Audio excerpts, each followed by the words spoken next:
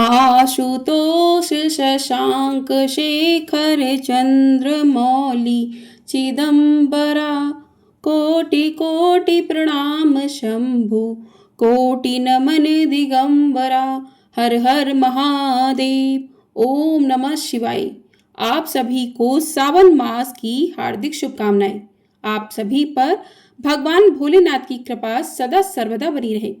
आज की वीडियो में आप सुनेंगे सावन मास महात्म्य का अध्याय 15। पिछली वीडियो में आपने 1 से 14 तक के सभी अध्याय यदि नहीं सुने हैं तो आप लोग जाकर उन्हें भी सुन सकते हैं। चैनल को सब्सक्राइब नहीं किया है तो चैनल को सब्सक्राइब भी अवश्य कर लीजिएगा, जिससे आपको सभी वीडियो समय से प्राप्त हो सकेंगी और आप भी इन कथाओं का रसपान कर सकेंगी। आज सावन मास कथा श्रृंखला का 15वां दिन है और आज दिन है शुक्रवार, जो कि माता लक्ष्मी, माता पार्वती हैं और दिव्य स्त्री शक्ति के पूजन का यह परम दिवस माना जाता है। आज हम भावपूर्वक वंदन करते हैं भगवान शिव के सत्यनारायण स्वरूप को, जो सच्चाई, सौम्यता और धर्म के रक्षक हैं। आज अध्याय शुरू करने से पहले हम सभी मिलकर प्रार्थना करें कि हे सत्य स्वरूप शिव जी, हमारे जीवन में सच्चाई और धर्म की ज्योति जलाएं, ताकि हम हर स्थिति में ईमानदार और निष्ठावान बने रहें। हे माँ लक्ष्मी, हमारे जीवन में समृद्धि के साथ साथ संयम, संतोष और शांति का वास करें। हे माँ पार्वती, हमारी साधना में स्थिरता, प्रेम और शक्ति की गहराई बढ़ाएं। यदि हमारी श्रद्धा में कोई अधूरापन हो, कोई त्रुटि पूजा या कथा में रह गई हो, तो कृपया करके हमें क्षमा करें। तो प्रिय श्रोताओं, अब सुनते हैं आज का अध्याय। अध्याय सुनने से पहले भगवान भोलेनाथ का ध्यान करते हैं और अध्याय को प्रारंभ करते हैं। प्रेम से बोलिए हर हर महादेव, श्री शिवाय नमस्तभ्यम। आज के अध्याय में महादेव जी कहते हैं, हे पार्वती, सांवादित्य से उत्तर दिशा में कपालेश्वर विराजमान है। उनका दर्शन करने से मनुष्य अश्वमेध यज्ञ का फल पा लेता है और पूर्व जन्म के पापों से भी मुक्त हो जाता है। उससे उत्तर कोटीश्वर लिंग है, जो सबके पापों का नाश करने वाला है। वह कोटि कोटि ऋषियों ने सिद्धि प्राप्त की है, इसलिए उसका नाम कोटीश्वर है। जो मनुष्य भक्ति भाव से कोटीश्वर का पूजन करता है, उसे 1 करोड़ मंत्र जाप का फल प्राप्त होता है। कोटीश्वर के निकट वेदपिता ब्राह्मण को स्वर्ण देना चाहिए। सोमेश्वर, दैत्यसूदन, बाल रूपधारी ब्रह्म, अर्क स्थल, सूर्य तथा शशिभूषण, यह 6 प्रवास क्षेत्र के श्रेष्ठ देवता हैं। इनके दर्शन मात्र से मनुष्य कृतार्थ हो जाता है और जन्म से लेकर मृत्यु तक के भयंकर पापों से छूट जाता है। अब पार्वती जी ने पूछा कि हे महादेव, अन्य सभी स्थानों में तो वृद्ध रूपी ब्रह्मा है, फिर यहाँ वे बाल रूपी कैसे हुए? कृपया बताइए। महादेव जी कहने लगे, देवी, मनुष्य इस संसार में तभी तक दुख, शोक और भय के समुद्र में डूबे रहते हैं जब तक कि ब्रह्मा जी के प्रति उनकी भक्ति नहीं होती। जीव का मन जैसे विषय में लगा है, अगर उसी प्रकार ब्रह्मा जी में भी लग जाए तो कौन बंधन से मुक्त नहीं होगा। सोमनाथ से ईशान कोण में और सांवादित्य से अग्नि कोण में ब्रह्मा जी का उत्तम स्थान है। वहीं पर बाल रूपधारी ब्रह्मा जी विराजमान है, जो संपूर्ण जगत के स्वामी, सब लोगों के सृष्टा और महान तेजस्वी हैं। वे इस प्रभास क्षेत्र में 8 वर्ष की आयु में आए हैं। उन्होंने ही सोमनाथ लिंग की स्थापना करके ब्राह्मणों को बहुत सी दक्षिणा दी। प्रभास क्षेत्र में रहते हुए बाल रूपी धारी ब्रह्मा जी के 42 वर्ष बीत गए हैं। इस प्रकार उनकी आयु का एक परार्थ व्यतीत हो गया है। अब पार्वती जी ने फिर से महादेव जी से कहा कि प्रभु, ब्रह्मा जी के दिन, मास और वर्ष का परिमाण भी बताइए। महादेव जी कहने लगे, देवी, ब्रह्मा जी की जो परम आयु है उसका एक परार्ध बीत गया है, अब दूसरा परार्ध चल रहा है। 8 वर्ष की आयु में वे यहाँ आए थे, इसलिए उन्हें बाल रूपी कहते हैं। प्रवास क्षेत्र को छोड़कर अन्य सभी तीर्थों में वे वृद्ध रूपी ही हैं। प्रथम कल्प में इनका नाम स्वयंभू था, दूसरे में पदम्भू, तीसरे में विश्वकर्ता और चौथे में बाल रूपी कहे गए हैं। जो मनुष्य प्रतिदिन इन नामों को स्मरण करता है वह दीर्घायु होता है। चंद्र, सूर्य आदि सभी ग्रह, देवता, असुर, दानव तथा समस्त त्रिलोकी, यह सब ब्रह्मा जी की रात आने पर नष्ट हो जाते हैं। फिर दिन आने पर जब ब्रह्मा जी जगते हैं तब पहले की तरह सृष्टि करने लगते हैं। पलक गिरने में जितना समय लगता है उसके 1/4 भाग को त्रुटि कहते हैं। 2 त्रुटि का एक निमेष होता है। 15 निमेषों की एक काष्ठा होती है। 30 काओं की एक कला, 30 कलाओं का मुहूर्त और 15 मुहूर्तों का एक दिन होता है। दिन के बराबर ही रात का अभिमान है। दिन तथा रात दोनों को एक अहोरात्रि कहते हैं। 15 दिन रातों का पक्ष और 2 पक्षों का मास होता है। 6 मासों का एक अयन और 2 अयनों का एक वर्ष होता है। 43,02,000 सौर वर्षों का एक चतुर्युग होता है। 71 चतुर्युगों का मनवंतर कहा गया है। यहाँ संक्षेप से इंद्र देवता की आयु बताई गई है। ब्रह्मा जी के एक दिन में 14 मनु और 14 इष्ट इंद्र नष्ट होते हैं। विश्ववक्ता, विपक्षित, स्वचित, शिभिव, मनोभू, ओजस्वी, बलि, अद्भुत, शांति, वृषा, सतधामा, दिव्य स्पति, सुचि, यह 14 इंद्र हैं। ब्रह्मा जी का दिन जितना बड़ा होता है उनकी रात भी उतनी ही होती है। यह कल्प का मान बताया गया है। पहला श्वेत कल्प है, दूसरे कल्प का नाम नील लोहित, तीसरे का वामदेव, चौथे का रथतर, पांचवें का रौरव, छठे का प्राण, सातवें का बृहत कल्प, आठवें का कंदर्प, नौवें का संध्या कल्प, 10वें का ईशान, 11वें का ध्यान, 12वें का शाश्वत, 13वें का उदान, 14वें का गरुण, 15वें का कुर्म, 16वें का नारसी, 17वें का समाधि, 18वें का आत्रय, 19वें का सोम, 20वें का भावन, 21वें का तत्पुरुष, 22वें का बैंठू, 23वें का अर्चित, 24वें का रुद्र, 25वें का लक्ष्मी, 26वें का सारस्वत, 27वें का वैराज, 28वें का गौरी कल्प, 29वें का माहेश्वर कल्प और 30वें का पितृकल्प है। यहाँ ब्रह्मा जी की अमावस्या है। ब्रह्मा जी के महीने के यह 30 कल्प बताए गए हैं। इस समय बरह कल्प चल रहा है। यही ब्रह्मा जी की प्रतिपदा है जिसमें भगवान बरह ने रसातल से पृथ्वी का उद्धार किया था। 30 कल्पों का ब्रह्मा जी का एक मास माना गया है। ऐसे 12 मासों का एक वर्ष होता है। ऐसे वर्षमान से जब ब्रह्मा जी 8 वर्ष के थे तब सोमदेव उन्हें प्रवास क्षेत्र में लेकर आए और उन्हीं के द्वारा सोमनाथ जी की प्रतिष्ठा का कार्य संपन्न हुआ। इस प्रकार प्रवास क्षेत्र में निवास करते हुए ब्रह्मा जी का एक परार्थ व्यतीत हो गया, अब दूसरा चल रहा है। इसी तरह बचपन से ही उनका इस क्षेत्र में निवास होता है। मनीषी पुरुषों के द्वारा वे बारंबार वंदनीय हैं। यात्रा का उत्तम फल चाहने वाले पुरुषों को पहले उन्हीं की पूजा करनी चाहिए। जो भक्ति पूर्वक ब्रह्मा जी की पूजा करते हैं वह निश्चय ही मेरा भी पूजन करते हैं। जो उनसे द्वेष करता है वह मुझसे भी द्वेष करता है और जो उनका पुजारी है वह मेरा भी पूजक है। सुंदरी, ऐसा जानकर मन में भेदभाव ना रखते हुए ब्रह्मा, विष्णु तथा रुद्र की एक रूप से ही पूजा करनी चाहिए। देवी भूतेश से वायव्य कोण में तेज धनुष की दूरी पर गौप्यादित्य का स्थान है। पूर्व काल में महातेजस्वी श्री कृष्ण जब 56 कोटि यादवों के साथ प्रवास क्षेत्र में आए उस समय 16,000 गोपियां भी वहीं आ गईं। उनमें से जो सर्वश्रेष्ठ 16 गोपियां बताई गई हैं उनके नाम बताता हूँ, सुनो। लंबनी, चंद्रिका, कांता, अक्रूरा, शांता, महोदया, भीषणी, नंदनी, अशोका, सुपर्णा, विमला, अक्षया, सुबधा, शोभना और पुण्य।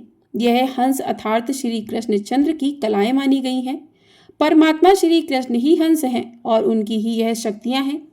श्री कृष्ण चंद्र स्वरूप हैं और यह गोपियां उनकी कलाएं हैं।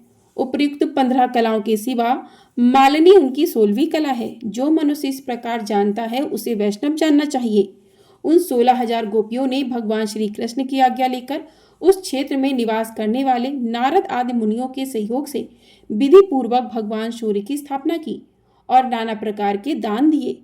महर्षियों ने वहां भगवान सूर्य का नाम गोप्यादित्य रख दिया। इस प्रकार सूर्यदेव की प्रतिष्ठा हो जाने पर वे सब गोपियां कृतार्थ हो गईं और महान यश पाकर श्री कृष्ण के साथ द्वारका को चली गईं।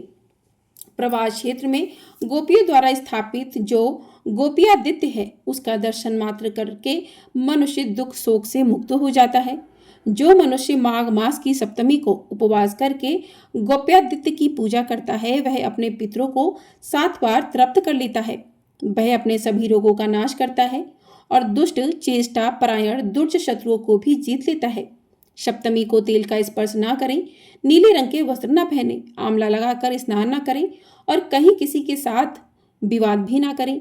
नीले केंगे वस्त्र धारण करके द्विज को जो भी स्नान दान जप होम स्वाध्याय तथा पितृ तर्पण आदि कर्म करता है वे तथा इसके पंच महायज्ञ भी उस नील सूत्र के कारण नष्ट हो जाते हैं। अगर ब्राह्मण नील कांगा हुआ वस्त्र अपने अंगों में धारण कर लें तो रात दिन उपवास करके पंचगव्य पीने से ही शुद्ध होता है। अगर किसी ब्राह्मण के रोमकूपों में नील के रस का अर्थात नील मिश्रित जल का प्रवेश हो जाए तो वह पतित हो जाता है और 3 कृक्ष व्रत करने पर ही उसकी शुद्धि होती है। अगर ब्राह्मण भूल से भी नील वृक्षों के बीच में से निकल जाए तो वह दिन रात उपवास करके पंचगव्य पीने पर शुद्ध होता है। अगर ब्राह्मण के शरीर में नील की लकड़ी गड़ जाए और रक्त दिखाई देने लगे तो उसे चांद्रयान व्रत करना चाहिए। देवी जो अनजाने में नील का दातून कर लेता है वह 2 बार कृक्ष व्रत करने पर उस पाप से शुद्ध हो पाता है। पार्वती कुरुक्षेत्र में 1 लाख गोदान करने से जो पुण्य मिलता है वह सब गोपादित्य के दर्शन मात्र से ही प्राप्त हो जाता है। हर हर महादेव। इस प्रकार से आज का अध्याय यहीं पर समाप्त हुआ। इसके आगे का वृत्तांत आप अगले अध्याय में सुनिएगा। प्रेम से बोलिए हर हर महादेव। प्रिय श्रोताओं, अब सुनिए नागेश्वर ज्योतिर्लिंग की कथा। साथ ही इस वीडियो के लास्ट में आप 12 ज्योतिर्लिंग मंत्र का हिंदी अनुवाद भी सुनेंगे। यह ज्योतिर्लिंग गुजरात प्रांत में द्वारिकापुरी में से लगभग 17 मील की दूरी पर स्थित है और इस पवित्र ज्योतिर्लिंग के दर्शन की हमारे शास्त्रों में बहुत बड़ी महिमा बताई गई है। शास्त्रों में मान्यता है कि सावन के महीने में जो भी नागेश्वर ज्योतिर्लिंग की उत्पत्ति और महात्म्य की कथा सुनेगा वह सारे पापों से मुक्ति पाकर समस्त सुखों को भोगता हुआ अंत में भगवान शिव के परम दिव्य परम धाम को प्राप्त हो जाएगा। हिंदू धर्म के अनुसार नागेश्वर अर्थात नागों का ईश्वर होता है और यह विष आदि से बचाव का सांकेतिक भी है। रुद्र संहिता में इन भगवान को दारुका बने नागेश्वरम कहा गया है। पुराणों में नागेश्वर ज्योतिर्लिंग की जिस कथा का वर्णन है उसके अनुसार सुप्रिय नामक एक बड़ा धर्मात्मा और सदाचारी वैश्य था। वह भगवान शिव का अनन्य भक्त था। वह निरंतर भगवान शिव की पूजा आराधना और ध्यान में तल्लीन रहा करता था। अपने सारे काम वह भगवान शिव को अर्पित करने के बाद ही करता था। वह हर समय हर क्षण मन वचन और कर्म से हर समय भगवान शिव की पूजा में और ध्यान में ही तल्लीन लगा रहता था। उसकी इस शिव भक्ति से दारुक नाम का एक राक्षस बहुत क्रुद्ध रहा करता था। उसे भगवान शिव की यह पूजा किसी भी तरीके से अच्छी नहीं लगती थी और वह निरंतर इस बात का प्रयास किया करता था कि सुब्रे की पूजा अर्चना में विघ्न पहुंचा सके। एक बार सुप्रीम नौका पर सवार होकर कहीं जा रहा था। उस दुष्ट राक्षस दारुक ने यह उपयुक्त अवसर देखकर नौका पर आक्रमण कर दिया। उसने नौका में सवार सभी यात्रियों को पकड़कर अपनी राजधानी में ले जाकर कैद कर लिया। सुप्रिय कारागार में भी अपने हर दिन के अनुसार भगवान शिव की पूजा आराधना करने लगा। अन्य बंदी यात्रियों को भी वह शिव भक्ति की प्रेरणा देने लगा। दारुक ने जब अपने सेवकों से सुप्रिय के विषय में यह समाचार सुना तब वह बहुत क्रोधित होकर उस कारागार में जा पहुंचा जहां सुप्रिय बंद था। सुप्रिय उस समय भगवान शिव के चरणों में ध्यान लगाए हुए दोनों आंखें बंद किए हुए बैठा था। उस राक्षस ने उसकी यह मुद्रा देखी तो अत्यंत भीषण सुर में उसे क्रोध में डांटते हुए कहा, अरे दुष्ट वैश्य, तू आंखें बंद कर इस समय कहाँ कौन से उपद्रव और षड्यंत्र करने की बात सोच रहा है। उसके यह कहने पर भी धर्मात्मा शिव भक्त सुप्रिय की समाधि भंग नहीं हुई। अब तो वह दारुक राक्षस क्रोध में एकदम पागल हो उठा। दारुक क्रोधित होकर जैसे ही सुप्रिय का वध करने के लिए आया तो उसे देखकर सुप्रिय भगवान शिव से रक्षा करने की विनती करने लगा। अपने सच्चे भक्त की पूर्ण विश्वास से भरी हुई विनती सुनकर भगवान शंकर जी उसी क्षण उस कारागार में एक ऊंचे स्थान पर चमकते हुए सिंहासन पर स्थित होकर ज्योतिर्लिंग के रूप में प्रकट हो गए। तब अपने भक्त की रक्षा करने के लिए भगवान शिव ने पाशुपतास्त्र से दारुका और उसके सैनिकों के अस्त्र शस्त्र को नष्ट कर उन सभी का वध कर दिया। वैसे सुप्रिय ने उस ज्योतिर्लिंग का विधिवत पूजन किया और फिर भगवान शिव से इसी स्थान पर स्थित हो जाने का आग्रह किया। भगवान शिव अपने भक्त का आग्रह मानकर वहीं ज्योतिर्लिंग के रूप में स्थित हो गए। इस प्रकार ज्योतिर्लिंग स्वरूप भगवान शिव नागेश्वर कहलाए और मां पार्वती भी नागेश्वरी के नाम से विख्यात हो गई। तो प्रेम से बोलिए हर हर महादेव। तो इस प्रकार से नागेश्वर ज्योतिर्लिंग की कथा पूर्ण हुई। अब सुनिए द्वादश ज्योतिर्लिंग स्रोत हिंदी अनुवाद। यदि आप संस्कृत में पाठ ना भी कर पाए तो भी सावन के महीने में आप किसी भी समय भगवान शिव का ध्यान करते हुए सभी ज्योतिर्लिंगों का ध्यान करें और हिंदी अनुवाद का पाठ भी आप खुद पढ़ अथवा सुन सकते हैं। ओम स्वराष्ट्र सोमनाथम च श्रीशैले मल्लिकार्जुनम उज्जैन्याम महाकालम ओमकारम ममलेश्वरम परल्याम वैद्यनाथम डाकिन्याम भीमशंकरम सेतुबंधेतु तु रामेशम नागेशम दारुका वने अर्थात सौराष्ट्र में अर्थात गुजरात में श्री सोमनाथ जी, श्री शैल पर्वत अर्थात आंध्र प्रदेश में श्री मल्लिकार्जुन, उज्जैन मध्य प्रदेश में श्री महाकालेश्वर, ओमकालेश्वर, ममलेश्वर, परली महाराष्ट्र में श्री वैद्यनाथ, डाकिनी महाराष्ट्र में श्री भीमाशंकर, सेतुबंध तमिलनाडु में श्री रामेश्वरम, दारुकावन गुजरात में श्री नागेश्वरम, वाराणस्याम तु विशेषम त्र्यंबकम गौतम तटे हिमालय तु केदारम दृष्टेशम तु शिवालय एतानि ज्योतिर्लिंगानि सायं प्रातः पठनर सप्त जन्म कृतम पापम स्मरणेन विनश्यति अर्थात वाराणसी उत्तर प्रदेश में श्री विश्वनाथ, गौतमी नदी महाराष्ट्र के तट पर श्री त्र्यंबकेश्वरम, हिमालय उत्तराखंड में श्री केदारनाथ और शिवालय महाराष्ट्र में श्री कृष्णेश्वर में आप विराजमान हैं। जो नर प्रतिदिन प्रातः और संध्या काल के समय इन 12 ज्योतिर्लिंगों के नामों का पाठ करते हैं, इन ज्योतिर्लिंगों के स्मरण मात्र से ही उनके 7 जन्मों के पापों का विनाश हो जाता है। साथ ही जो भक्त 12 ज्योतिर्लिंगों के दर्शन करने में यात्रा करने में असमर्थ हो फिर भी इस स्रोत के पठन या श्रवण मात्र से ही सभी 12 ज्योतिर्लिंगों के दर्शन का फल प्राप्त कर लेता है। प्रेम से बोलिए जय भोलेनाथ, हर हर महादेव। आज के अध्याय में बस इतना ही। इसके आगे की कथाएं आप कल के अध्याय में सुनिएगा। प्रेम से बोलिए हर हर महादेव। अब करते हैं भगवान भोलेनाथ जी की आरती। ओम जय शिव ओमकारा प्रभु हर शिव ओमकारा ब्रह्मा विष्णु सदा शिव अर्धांगी धारा।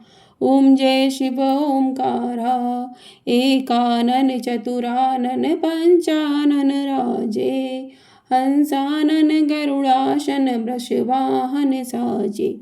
ओम जय शिव ओमकारा 2 भुज 4 चतुर्भुज 10 भुज अति सोहे स्वामी 10 भुज अति सोहे त्रिगुण रूप निरुक्ता त्रिभुवन जन मोहे।